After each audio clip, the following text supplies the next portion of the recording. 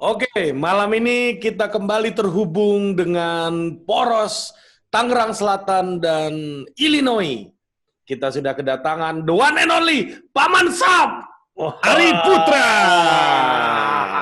Pada para pendengar di seluruh dunia, inilah Paman Sam, disiarkan secara langsung di Total Politik dari Illinois, Amerika Serikat. Kepada para ponakan Paman Sam yang menonton channel Total Politik, jangan cuma ditonton, tapi juga di-subscribe. Karena dengan bertambahnya subscriber, Paman tambah semangat untuk membahas hal-hal yang tidak penting bersama Arput Ari Putra. Subscribe, tekan tombol lonceng, dan ting! The founder of Total Politik. Benar-benar total. Membahas Topinya politik. Topinya Gimana? ini nih, kamera aja tak kuasa untuk memasukkannya ke dalam lensa ini. Saking tingginya, Paman. Jadi ini namanya topi Paman Sam yang belakangan menjadi topinya Abraham Lincoln. Iya. Jadi Abraham Lincoln ini orang yang dikenal sebagai, pokoknya semua ilmuwan politik, semua sejarawan Amerika meneliti dan menyimpulkan sampai sekarang dia adalah presiden nomor 1 rankingnya. Jadi ranking 1 itu presiden namanya Abraham Lincoln. Sisanya cuma catatan kaki.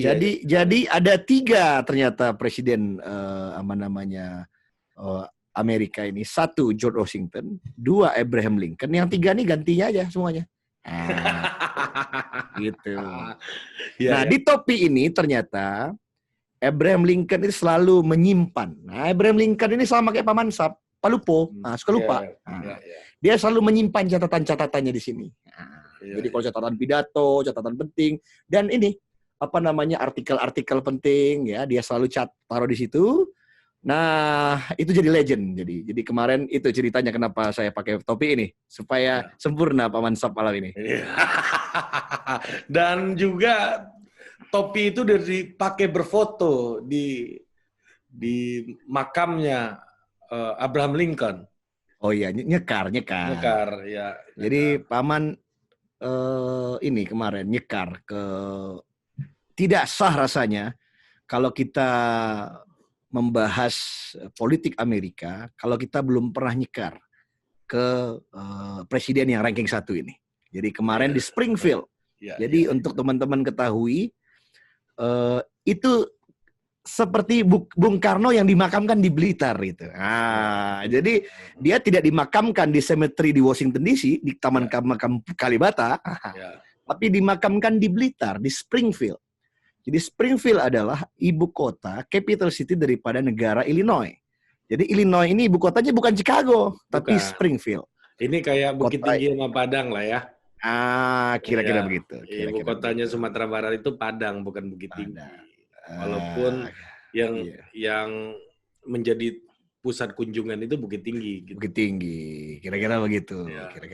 Apa hikmah yang kita bisa gali dari perjalanan spiritual Paman untuk mendatangi nama yang sudah ditinggalkan oleh pemiliknya, yaitu Abraham Lincoln ini? Jadi banyak sekali. Itu agak tercenung Paman. Paman tercenung.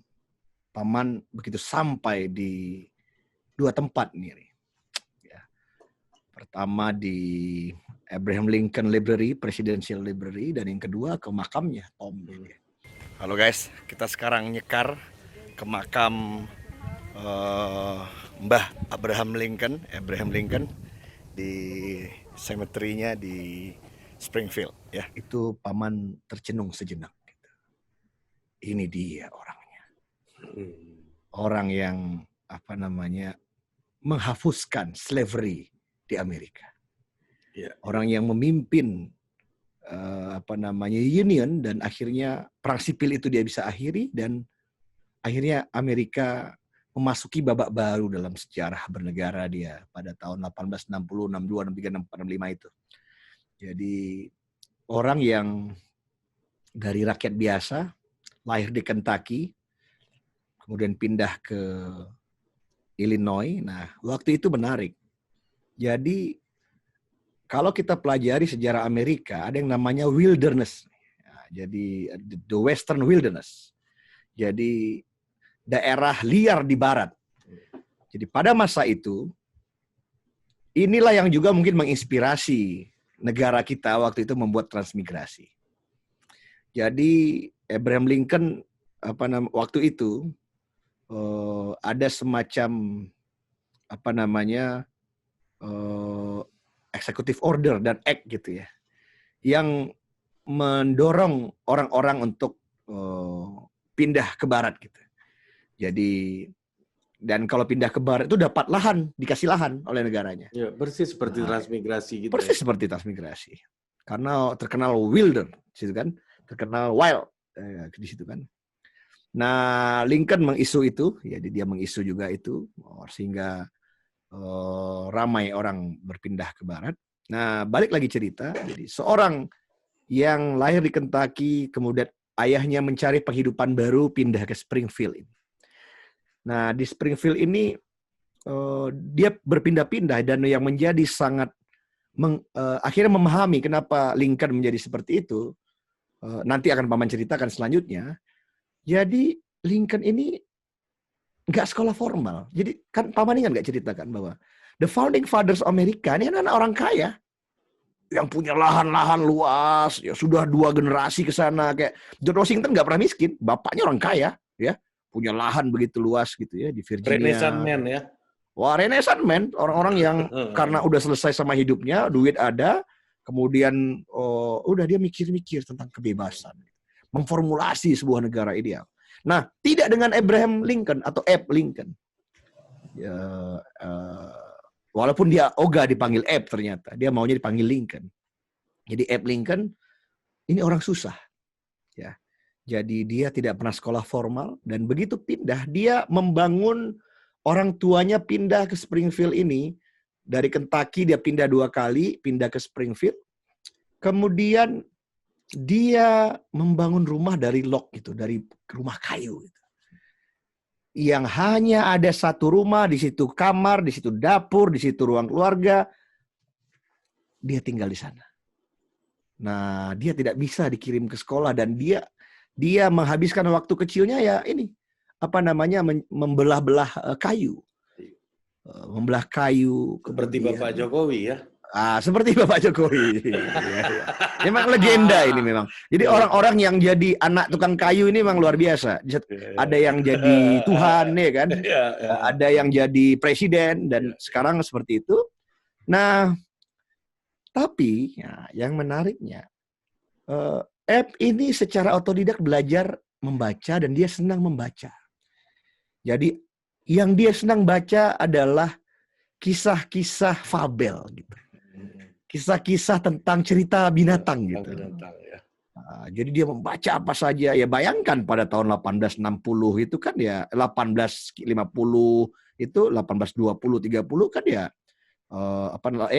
dia lahir 18 awal abad 18 ya, I'm sorry. Jadi 1803 04 berarti kan 1810 gitu ya. Gimana kan enggak ada. Abad ke-19, Bos.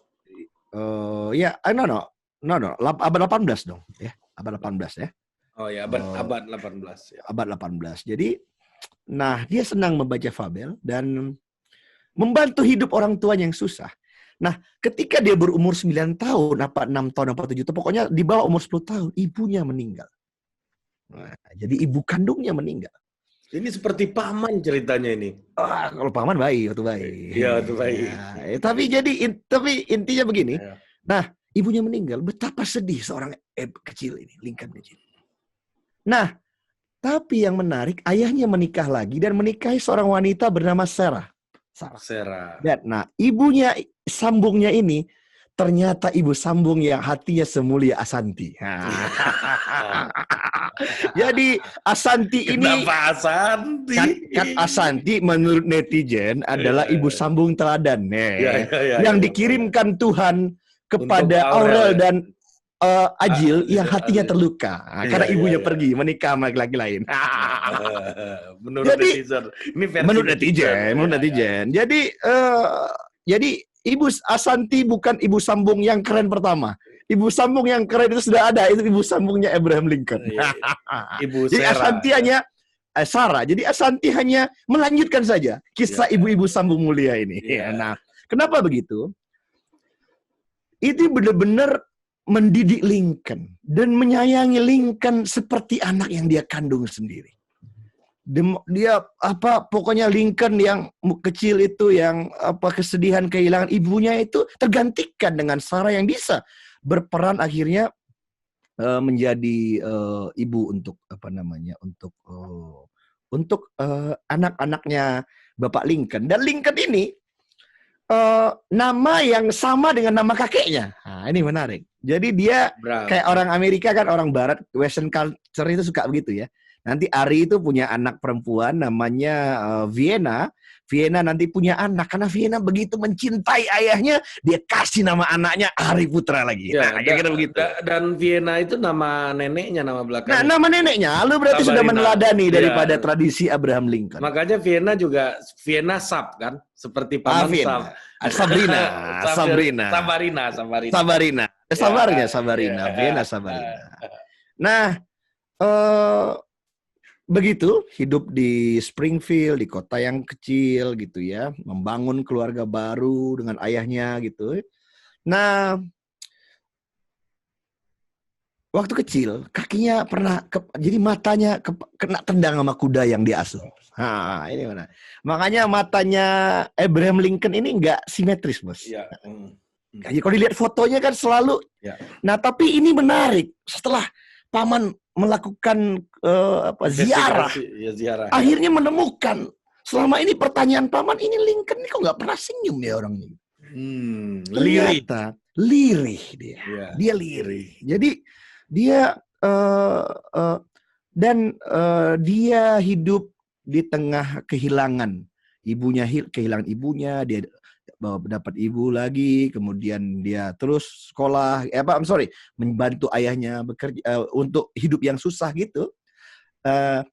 Ternyata yang menarik, berguna ternyata. Jadi kelirihan dan kegemarannya membaca ketika kecil ini ternyata berguna ketika dia akhirnya merintis karir politiknya. Jadi Abraham Lincoln ini terkenal. Nah, gue akhirnya bisa dapat gitu. Kenapa dia menjadi legend? Dia orang yang otodidak. Kemudian, belum selesai ya. Ini ada, paman balik dulu, flashback dulu. Jadi, kemudian dia senang. Kemudian dia menjadi postmaster dulu, nih. Jadi dia menjadi tukang pos. Begitu menjadi tukang pos, tersalurkan lagi nih hobi membaca, kan? Kenal banyak orang, pergi ke sana, pergi ke sini, gitu ya. Nah, postmaster ini pada akhirnya juga mempengaruhi karir politiknya. Karena dia senang ngobrol, senang menyapa orang. Jadi ngantar surat ke rumah Ari, surat untuk kamu. Kan kota itu kecil, orang saling kenal. Antar surat ke sana. Dan Amerika belum seramai sekarang waktu itu. 1830, 1840 ya kan. Nah, jadi Illinois, Springfield itu. Kemudian juga menjadi surveyor. Ini menarik. Tapi bukan surveyor politik, surveyor tanah. Surveyor tanah. Dia menjadi surveyor tanah. Nah, ini juga yang membuat dia akhirnya mungkin dia mendalami mengerti hitung-hitung gitu ya, memetakan wilayah. Dan setelah itu karena ketertarikannya pada dunia hukum, dia belajar hukum secara otodidak dan dengan partnernya. Jadi akhirnya dia bertemu seorang partner di Illinois yang mementori dia belajar hukum. Saya lupa namanya siapa gitu. Nanti kita cari namanya. Saya lupa namanya. Seorang mentor itu akhirnya menjadikan dia partner di kantor hukumnya. Dan yang menarik, waktu itu lawyer ini jadi ini memilih untuk menjadi lawyer yang datang dari kampung ke kampung. Nah, ini menarik. Dia mengendarai kuda lagi. Ya, jadi berkuda. Jadi ini bukan lawyer seperti Bang Hotman, bukan. Yang pakai Ferrari, bukan. Jadi dari satu kota ke kota lain dia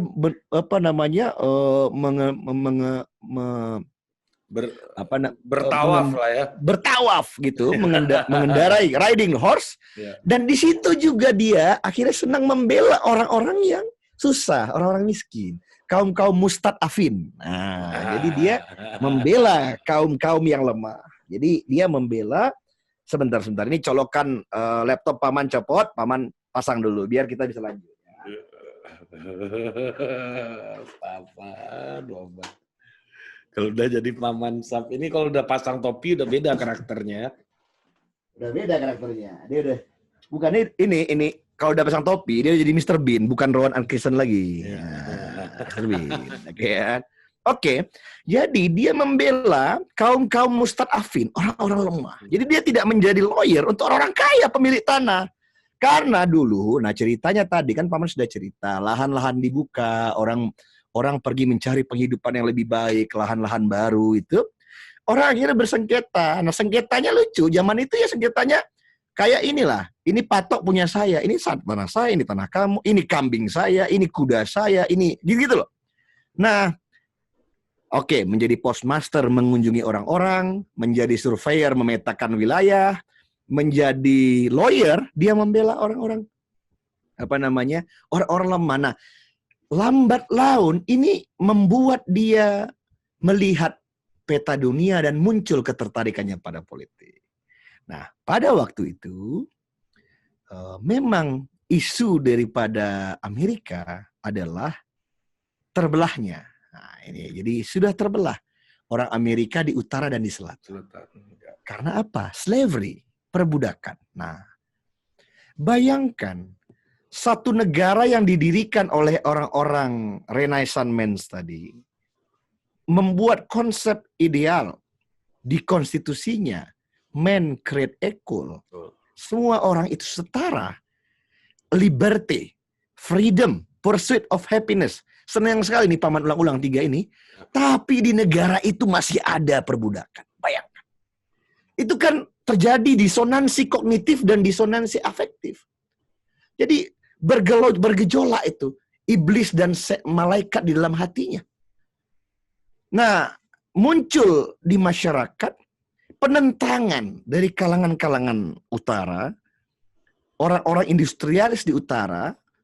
Apaan? Ini kita mesti hentikan. Tapi problemnya adalah, yang sudah pernah paman bahas di sebelumnya, orang-orang di selatan itu mengandalkan pekerjaannya pada bidang agraris. Lahannya jangan dipikir seperti kita bersawah di Indonesia. Jadi lahan kalau di Amerika ini orang bergandum, kapas, itu seluas-luas mata memandang yang punya satu orang. Jadi paman baru bisa membayangkan, dan ini nggak ada paman rasakan ketika di Indonesia. Tapi apa kira-kira begini? Kebun sawit tapi yang punya pribadi. Nah, kebun sawit kan luas-luas. Ya, tapi kalau yang punya luas-luas korporasi. Tapi kalau di sini itu pribadi-pribadi, sehingga landlord, dia landlord, ada. Ya. Nah, dia mengistilahkan. Nah, gue nggak tahu nih bahasa Indonesianya apa. Kalau farm masih ada kita kan ke kebun, tapi ranch. Jadi rancher. Ingat nggak? Ranch. Kita ke American rancher. Jadi ranch itu besar-besar. Nah, artinya, nah ini yang terjadi. Nah, Abraham Lincoln, orang yang tadi bayangkan ya, dia orang yang hidupnya penuh lirih, ya. Kemudian, ada lagi. Dia menikah nih. Ya, dia menikah dengan wanita alfa. Lucu juga dia. Dia mengawini seorang wanita alfa namanya Mary. Yang itu udah tunangan hampir gabat. Jadi pokoknya orang yang keras sekali terhadap dia. Tapi dia akhirnya berdamai untuk menikahi wanita alfa ini. Sehingga dia mengatakan, saya tidak selalu sependapat dengan Mary, tapi akhirnya kami menikah. Nah, dalam pernikahannya, dia mengalami kehilangan lagi. Anaknya meninggal karena TBC. Dia baru masih kecil, karena TBC waktu itu belum ada obatnya. Dan belakangan ketika dia sudah menjadi presiden di White House pun, even dia sudah menjadi presiden, anaknya pun ada juga yang meninggal ketika dia sudah di White House. Nah, seperangkat kehidupan pengalaman ini membuat dia memilih untuk orang yang memperjuangkan kesetaraan ini, menyelesaikannya tidak hanya di level konstitusi, tapi juga harus mengending slavery ini. Nah, akhirnya dia maju menjadi, setelah dia berkarir politik sebagai lawyer tadi, ya, sebagai attorney tadi di Springfield ini, dia maju ke politik. Nah, sebagai anggota DPRD gitu. Nah, senator negara bagian gitu. Tapi maju ini nggak langsung menang. Nah, ini kan terkenal ya. Abraham Lincoln ini orang yang maju DPR, maju lagi wakil presiden. Belum menang lagi gitu ya. Jadi dia tidak menyerah. Nah, akhirnya baru dialah maju sebagai presiden at that time. Ada 3 orang kandidat lawan waktu itu. Dan dia dari Partai Republik. Nah, ini menarik. Partai Republik pertama. Jadi dia adalah calon presiden dari Partai Republik pertama yang misinya menghapuskan perbudakan. Partai yang digemari oleh orang kulit hitam. Nah, ini saat itu. Ya. Jadi itu sampai tahun 1900, ya. Partai Republik partainya orang kulit hitam. Jadi, kalau orang yang melihat sejarah Amerika secara arif dan bijaksana, ini bisa ganti berganti. Jadi, sekarang aja misalnya diidentikan misalnya Partai Republik ini base-nya adalah orang putih di pedesaan. Tapi dulu yang menjadi base daripada Partai Republik adalah orang-orang kulit hitam yang mengantarkan Lincoln sebagai presiden pertama dari Partai Republik. Ini sama kayak Gerindra di Indonesia yang tadinya basisnya itu adalah kelompok tani, nelayan gitu kan. Nah, sekarang masuk ke kelompok Muslim kanan kebanyakan nih image publiknya. Jadi image publik ya. Ya, ada shifting gitu ya. Ya, walaupun akhirnya Gerindra sadar juga mungkin dia kembali ke tengah lagi setelah terlampau jauh main ke kanan. Dan itu biasa. Ya, biasa. Dalam perjalanan politik itu biasa. Itu biasa, kan dia harus menyesuaikan dengan. Dan waktu itu Lincoln pasti diserang kan sama orang-orang yang mengatakan akan tamat nih Amerika kalau misal perbudakan itu selesai. Menarik. Ternyata itu yang paman tuh tercenung lagi. Jadi dia di library-nya itu, di Lincoln Museum itu dibuat miniatur White House. Masuklah kita ke lorong White House yang pada zaman Lincoln dibikin. Nah, lu bayangin ya kan? Dibikin, jadi baru masuk itu kita diperlihatkan itu seluruh alat peraga kampanye zaman Lincoln, lu bayangin. Lorong kanan sama kayak Donald Trump hari ini. Lorong kanan Lincoln ini malaikat, lorong kiri Lincoln ini iblis. Jadi, pokoknya bagi orang-orang yang di selatan, orang-orang yang pro dengan perbudakan, waduh, Lincoln akan membubarkan Amerika. Pokoknya Amerika dibubar. Dan lu ini orang yang tidak tahu dengan sejarah negeri ini, pokoknya dia seperti setan. Tapi kalau bagi pendukungnya, dia seperti malaikat. Kenapa paman? This is the origin of hoax kali ya. Nah, bukan. Saya nggak tahu lah itu ya, soal hoax itu. The elementary form of hoax. Kalau paman nggak lihat gitu pada akhirnya, Ri. Ya, gimana paman? Karena kita demokrasi, ya susah, Ri. Iya kan? Dan ini demokrasi hikmah. Begitu. Ini hikmah. Ya. Contoh ya. Itu risiko yang harus kita ambil. Ini agak kita melenggang balik ke tanah air gitu. Paman belakangan ini, tahu nggak paman? Paman udah cerita sama kamu di kita di Japri kemarin diskusi. Tapi ini boleh kita paman siarkan. Paman ini sedang menikmati sekarang 2 channel di YouTube di Indonesia, di luar Total Politik. Ya. Di sebelah kanan namanya Macan Idealis. Waduh, ngeri-ngeri sedap gua lihat Vasco. Tapi di sebelah kiri gua menikmati namanya Cokro TV. Ngeri-ngeri sedap gua lihat Denny Siregar sama Bang Ade Armando. Kalau lu lihat di tempat Macan Idealis, waduh. Ini sepertinya negara kita sebentar lagi komunis akan masuk. Iya, sekarang negara kita akan tamat. Kalau kita lihat di tempat Bang Ade, tempat Denny Siregar di Cokro TV, waduh, isinya umpat-mengumpat kepada kadrun. Iya, sekarang sebentar lagi Indonesia akan jadi Timur Tengah. Sebentar lagi Indonesia akan. Nah, tapi kalau dilihat satu lapis, kita waduh gimana ini. Tapi kalau coba lihat-lihat terus, kita menikmati juga lama-lama. Kita nikmati juga. Oh, asik ini permainan. Suruh juga kita ngelihat ya. Suruh juga. Kenapa ternyata ya? Jangankan Bang Ade, Denny Siregar sama Vasco, Abraham Lincoln aja udah ngalamin. Artinya sangat wajar ketika kita dalam alam demokrasi ini akhirnya yang lu bilang kemarin di pembahasan lu dengan di A1. Bagi pendukungnya yang dia dukung ya malaikat. Mantap ketua, udah paling top. Lanjutkan Bapak keren, top. Tapi bagi lawannya, abuse of power, tidak demokratis. Mungkin dia bisa katakan iblis. Dan ternyata nggak baru, nothing new under blue sky. Lincoln sudah mengalami. Tidak ada yang baru di bawah langit biru, sobat. Tidak ada yang baru. Pohon tumbuh, matahari bersinar. Kalau musim dingin semua hilang, kan begitu kan? Begitu musim spring semua bersemi, nggak baru, dari dulu begitu. Nah, yang gue lihat kemarin, ini dia. Nah, Abraham Lincoln dengan background dia tadi, akhirnya gue baru sadar, ini memang orang yang punya kelembutan hati. Sensitivitasnya tingkat tinggi. Karena dia menjalani sendiri kelirihnya kehidupan ini. Kalau kata orang awak ini, paibo ya. Nah, hatinya paibo. Jadi dia laki-laki yang paibo hati. Hatinya paibo. Sehingga empatinya tinggi. Dan karena dia seorang yang otodidak, ternyata Abraham Lincoln adalah presiden Amerika yang tidak pernah dibuatkan pidatonya oleh speechwriter. He drafting himself his speech. Jadi dia membuat sendiri pidatonya. Dia orang yang bayangkan kecilnya suka fabel dan terkenal. Nah, ini ada ternyata presiden kita yang kayak gini. Namanya Gus Dur Abdurrahman Wahid. Kenapa? Abraham Lincoln terkenal sebagai presiden yang paling enak didengar pidato karena dia selalu menyampaikan dua hal. Dia selalu melucu dengan kisah-kisah binatangnya. Yang dia dapatkan dari hidup susah dulu waktu kecil. Ingat nggak? Jadi waktu kecil suka baca fabel, dongeng-dongeng.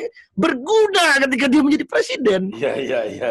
Berguna. Dan makanya dia terkenal. Kan dia misalnya kutipan-kutipan itu powerful ya.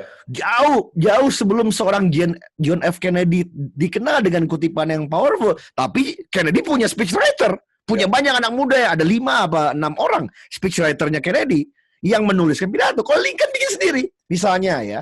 Dia menulis a house divide against itself cannot stand. Dia bilang. Wah, itu terkenal itu. Jadi kalau kita baru sekarang ngalamin cebong kampret. Amerika baru sekarang mengalami terbelah-terbelah yang ekstrim gara-gara algoritma misalnya. Tapi ternyata ya dulu udah utara selatan. Dan itu mengilhami Lincoln. Dia bilang, a house divide against itself cannot stand.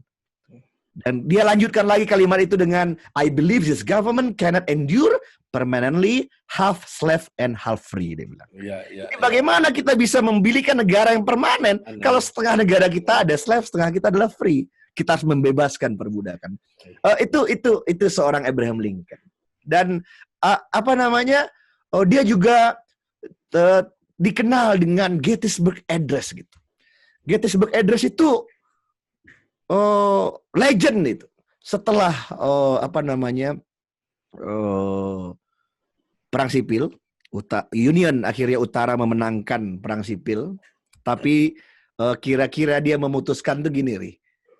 Dia tidak melakukan, nah ini yang menarik ya, dia tidak melakukan balas dendam politik. Jadi orang yang selatan itu tidak dipenjara karena komunis di Indonesia, tidak. Ya sudah, perang selesai, selatan Confederate menyerah, akhirnya United States of America tetap berdiri sebagai sebuah bangsa, sudah dimaafkan orang-orang yang melakukan rebellion dari selatan ini. Dan dia mendirikan terjadi rekonsiliasi karena dia mendefinisikannya perang sipil. Kita perang karena brother against brother, karena keyakinan yang dianggap dia benar, tapi dia bersepakat. Nah, dia mendahului itu dengan Proclamation of Emancipation. Produced by Total Politik and powered by haluan.co.